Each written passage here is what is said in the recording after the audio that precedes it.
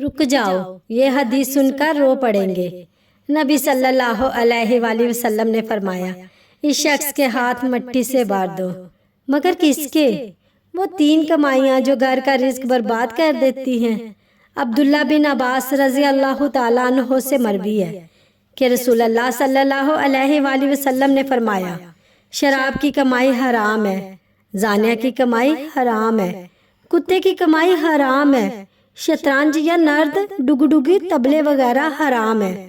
اگر تمہارے پاس کتے کا مالک آئے اور قیمت کا مطالبہ کرے تو اس کے دونوں ہاتھ مٹی سے بھر دو۔ شراب، جوا اور ہر نشہ آور چیز حرام ہے۔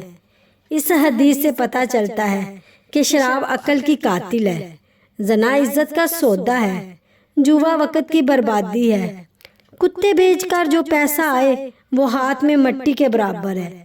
حرام کی کمائی سے محلات بھی بن جائے سکون نہیں ملتا، حلال کی جھونپڑی میں بھی سکون ہوتا ہے۔